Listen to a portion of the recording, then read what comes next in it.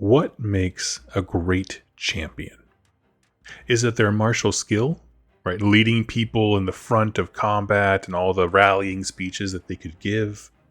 Or is it their diplomatic wisdom, right? You avoid that kind of speech because you avoid the war altogether, sparing lives of the people while commanding their power.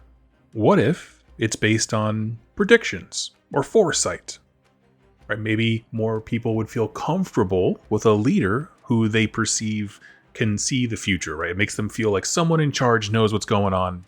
We're doing our best. At least that's the company line. Or how about a hero's ability to provide? Right? Lots of societies throughout history would value men or women on their ability to provide for the tribe, the community, whatever it might be. And while you're poorly digesting those questions, I want to ask one more. Of the traits that you're kind of conjuring up in your mind, how many of them have a moral tint or overtone? Meaning, could the person that you just described from those questions be good or evil, or do they lean one way inherently? Do you have some kind of assumption or unspoken traits of a champion, like selflessness or mercy or something like that? And I say all those things because today we are talking about the Celestial Vindicators, the sixth storm host forged upon the Anvil of Apotheosis, known also, they have an AKA, the Vengeful, the Hate-Fueled, and the Hurricane of Blades, which is pretty metal. And my little thesis statement for this storm host at the top, right, to tie those intro questions together, is that the Celestial Vindicators, to me, are what you get when Sigmar chooses champions like he was one of the Chaos Gods. Specifically because so many of the traits that Sigmar wants in a storm host do not have a moral slant. These dudes are scary. But you don't notice that at first. I mean, when you stand, right, the Celestial Vindicators up against all the other storm hosts, first off, you'll notice the striking teal color scheme. I actually had a small army of these back when I was focused on the Vanguard Auxiliary Chamber units. When those came out, I had a whole teal storm host that I was painting up, Celestial Vindicators. It was cool. But as you look at the temperament of the various storm hosts and kind of their little idiosyncrasies, they begin to stand out very quickly.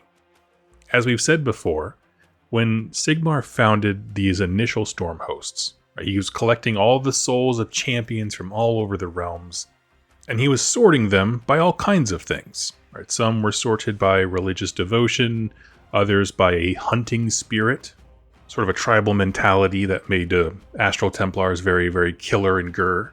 Well, the defining feature of the Celestial Vindicators is that they called out to Sigmar when they were already dripping in the blood of their chaos enemies, but they were not asking for salvation. They asked Sigmar specifically for the strength to keep killing. Their motivation is born of a deeply personal hate. Every one of them is on a very personal vendetta to eradicate chaos. And I point that all out as in stark contrast to the Knights Excelsior, who I talked about in my last Stormhost video, where they are constantly reinforcing that the self, the individual, doesn't matter, only the group. But this is the opposite. This is the Stormhost of killers, of hunters, of butchers, with a long list of grievances that span lifetimes. Their rituals, their rites, their training and honors are all centered around the individual warrior's might and how killy they personally can become. So they were not defined by things like mercy, compassion, or devotion. They wanted to keep killing. Whether that was on the offense or defense did not particularly matter. They just wanted to kill one more tyrant. But before I get, waxing too poetic, let's throw down some facts before I go too far here. We already talked about how they were chosen. So we have a whole bunch of former warrior heroes from no particular place, caste of society or realm. And again, we're not talking about how good they were in their lives, only what they wanted to do as they were dying. So they could have been a selfish jerk who was just really, really mad about chaos ruining their land. All the way to a king who cared very deeply for his subjects. Like, these are the kinds of vast, gaps that are left in terms of our different qualities of a champion that we talked about before, if you just pick them based on their efficiency as a warrior god, there can be some other shortcomings. In the older battle tomes for Age of Sigmar, really the first edition, maybe the second edition one, the real defining feature of these Celestial Vindicators was that they loved swords, hence the name the Hurricane of Blades. Where most Stormcast Eternals would go for the powerful and symbolic hammer, the Celestial Vindicators opted for the killing blade, and their logic is sound. The hammer is an icon both of destruction as a Warhammer weapon, and building, a hammer as a tool. And the Celestial Vindicators are like, yes, totally understand that, love it, but we don't want to confuse anyone. We are not here to build. Which is pretty baller, right? They were just like, no, give me the thing that looks deadly. Now, of course, in the grand sense, they can still be stationed for guard duty or patrols or help establish a fort, but in general, their temperament and why they were chosen is they want to be enemy facing. And you can tell that because all the places where they are in charge, quite frankly, seem awful. First off, their main Stormkeep, like their base for distributing troops and training them and getting them equipped within the mortal realms outside of Azir, is in Chaman, Realm of Metal. Specifically, it's a city called Vindicators. But truth be told, the Celestial Vindicators have most of their history with this realm over all other Stormcast Eternals, and they're kind of all over it. When AOS first started, we were opened up to 3 different theaters of war, Akshi, Giran, and Chaman. They were dropped here and encountered a Tzeentch fort that was so cool sounding. Basically, imagine the walls of a fort, and as you fought around it, if your soul left your body, instead of arcing back to Azir, the walls of the fort ate it. It was essentially like a giant black hole, but for energy of any kind. Magic would get sucked into the wall, souls would get sucked into the wall, and it was all being fed into like a charging battery almost. It was really cool. They had to headhunt a sorcerer, and ultimately, this is the place where they reclaimed or first saw Galmaraz, the hammer. So this was their whole arc. It was really cool. So in honor of all those things, Vindicators was founded in that same realm for them. And it's a city defined by 2 things. Strict religious faith to the Azurite Church, and a deep sense of militarism.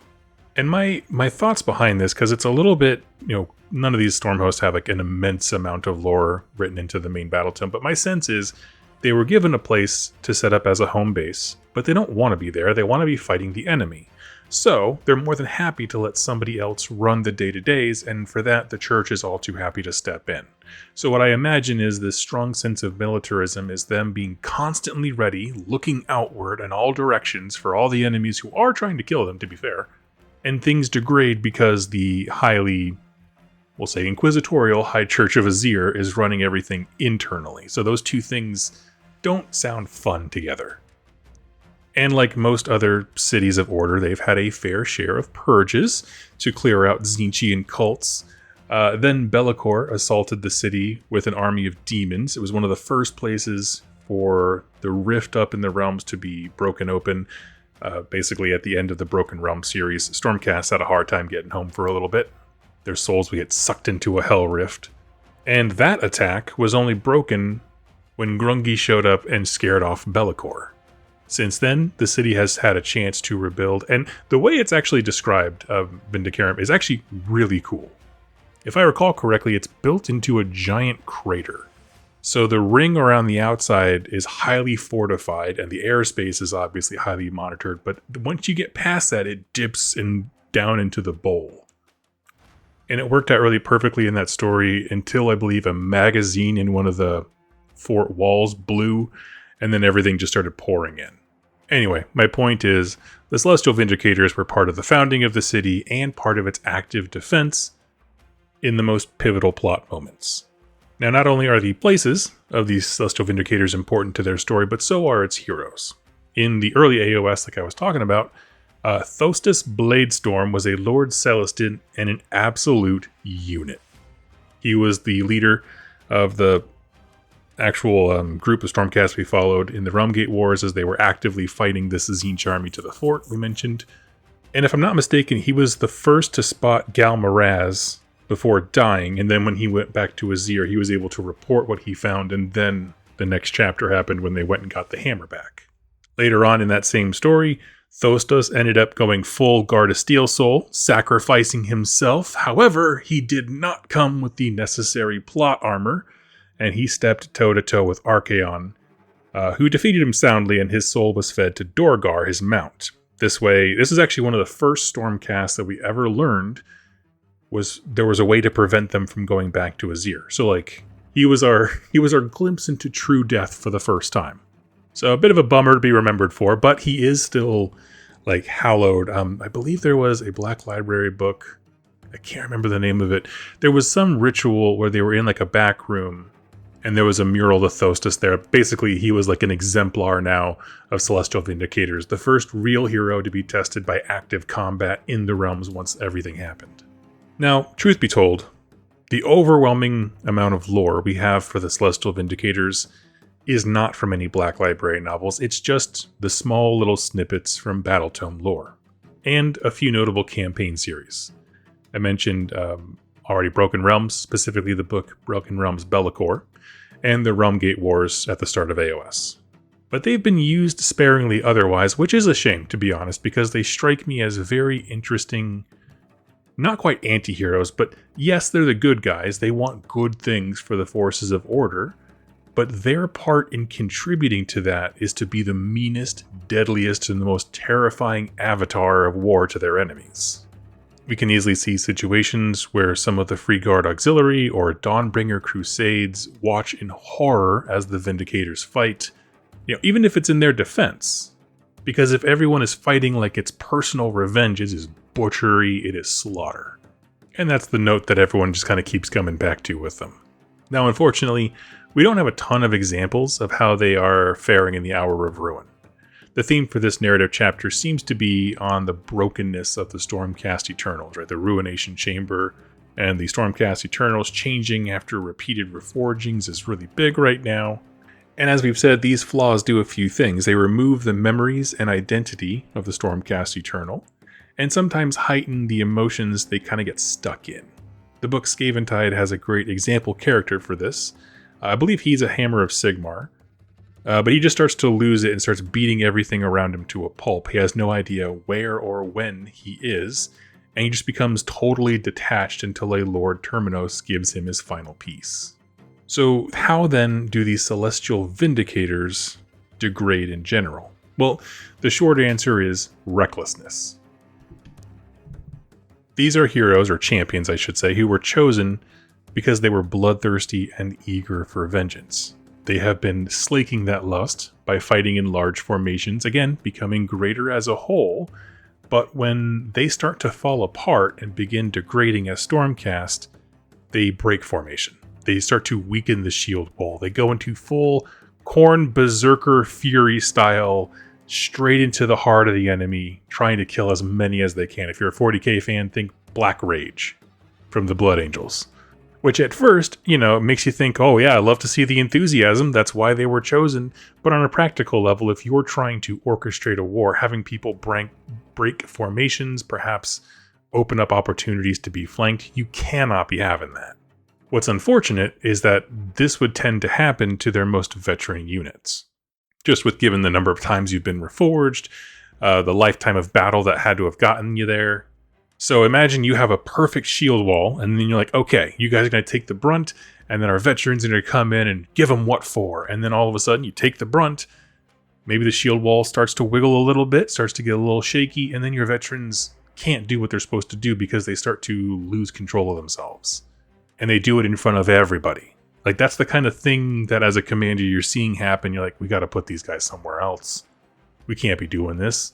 You can't put them in the Vanguard Auxiliary Chamber to work alone because they're just going to go into a Berserker Rage on their own. Right? Those people need to be level-headed and independent. And this doesn't fit with that, so we put them in the Ruination Chamber. And kind of coming back to my earlier thesis is just, I love the idea of having a chamber that has the practical purpose of just being the best weapon they can be. All these storm hosts were chosen for various reasons. To me, most clearly, this is to be a weapon of war. They are not concerned about rebuilding the society like the Hammers of Sigmar are. They are not concerned about religious devotion. They're here to kill. And so I want to end this video, like I end all of them, by simply asking the question, why is this cool? I've always been a bit disappointed that we didn't spend more time in Chamon. It is one of my favorite realms, at least thematically. The way it's described as like islands kind of like floating around each other, but almost in a way that's like oil and water float around each other and, you know, in kind of a jar or something like that. It's just these little perfect globules of reality kind of smirkling around each other. I don't know. It sounds fun. At least that's the opening region that they set us in around the Silverway. And it's one of the few that we discovered. Again, Akshi, Garand, and Chamon. We've done a ton in the other two. Give me my metal, content. And when it comes to the Stormhost as a whole, several things kind of strike me as interesting. One, how they were chosen.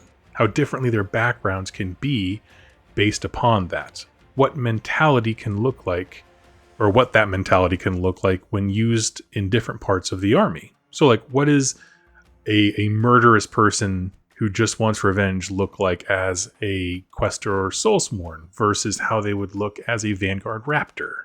Because it's just a gang of guys and gals with murder on their mind dispatched as basically Sigmar's hitmen, right? Not assassins, hitmen. Now, definitely a thematic unit if you wanted to build this army today, because, I mean, as I'm thinking back to the collection that I used to have, most of those minis were retired, but I think Vanquishers are a fantastic, spiritual successor, because, again, they're all about the swords. I mean, of course, Celestial Vindicators have access to all the units, you can do whatever you want, but they are the most swordy of the sword units, or the Vanquishers, absolutely. Quester Soulsworn, I think, make fantastic sense. Just getting your most deadly veterans together and unleashing them upon an enemy when they're not expecting it, like from the flank. I guess this is one of the few Stormhosts where I don't look at them and immediately conjure ideas of the shield wall, right? I think of these guys as running forward, double swords in hand kind of a thing, like the old Liberator kid had. I don't know, let me know your thoughts. I find them highly compelling, and I'd love to hear what you think about them. And also let me know what Stormhost I should do next. Thank you all so much for watching and listening, and I'll catch you in my next video. Happy wargaming.